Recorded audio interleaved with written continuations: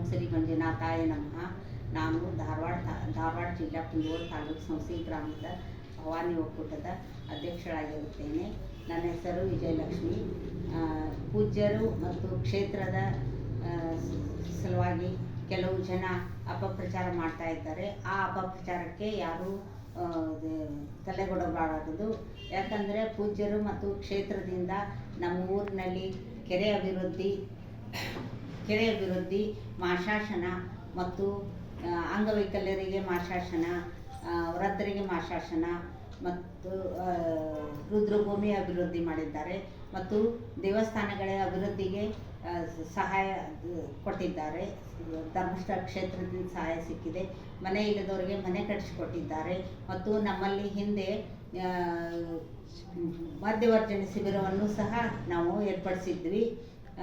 ಮತ್ತು ನಾನು ಸ್ವತಃ ನನ್ನ ಮಗನಿಗೂ ನಾನು ಶಿಷ್ಯ ವೇತನವನ್ನು ತೊಗೊಂಡಿದ್ದೇನೆ. ಪ್ರತಿ ತಿಂಗಳ 1,000 ರೂಪಾಯಿ ಬರ್ತಿತ್ತು. ನನ್ನ ಮಗ ಎಜುಕೇಷನ್ BE ಮಾಡ್ಯಾನ.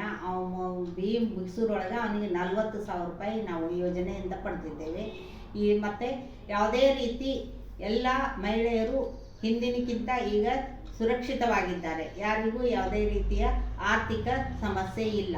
ಈ ಯೋಜನೆ ನಮ್ಮ ಊರಲ್ಲೇ ಕಾಲಿಟ್ಟಾಗಿಂದ ಹಿಡಿದು ಇಲ್ಲಿವರೆಗೂ ಯಾರಿಗೂ ಯಾವುದೇ ರೀತಿಯ ಹಣದ ತೊಂದರೆ ಇಲ್ಲ. ಯಾವುದೇ ರೀತಿ ಅವರು ಸೆಕ್ಯೂರಿಟಿ ತೊಗೊಳ್ಳದೇ ನಮಗೆ ಲಕ್ಷಗಟ್ಟಲೆ ಸಾಲ ಕೊಡ್ತಾರೆ. ಸರಳವಾಗಿ ನಾವು ಮರುಪಾವತಿಯನ್ನು ಮಾಡ್ತೇವೆ. ಅವರು ನಮಗೆ ಸರಳ ರೀತಿಯಿಂದ ಸಾಲವನ್ನು ಒದಗಿಸ್ತಾರೆ. ಈ ರೀತಿ ಯೋಜನೆ ಇದ್ದಾಗ ಇದನ್ನು ಜನರು ಯಾವುದೇ ರೀತಿ ದುರುಪಯೋಗ ತಗೊಳ್ಳದೆ ಅದನ್ನು ಸದುಪಯೋಗ ತಗೋಬೇಕು. ಇಂಥ ಪೂಜ್ಯರಿಗೆ ನಾವು ಅನ್ಯಾಯವನ್ನು ಮಾಡಬಾರ್ದು. ಅವರ ಬೆಂಗಾವಲಾಗಿ ನಾವೆಲ್ಲರೂ ನಿಲ್ಲೋಣ. ನಮ್ಮ ಗ್ರಾಮಸ್ಥರು, ಸಂಘದ ಸದಸ್ಯರು ಎಲ್ಲರೂ ನಿಲ್ಲೋಣ. ನಾವೆಲ್ಲರೂ ನಿಮ್ಮ ಜೊತೆ ಇದ್ದೇವೆ ಪೂಜ್ಯರೇ.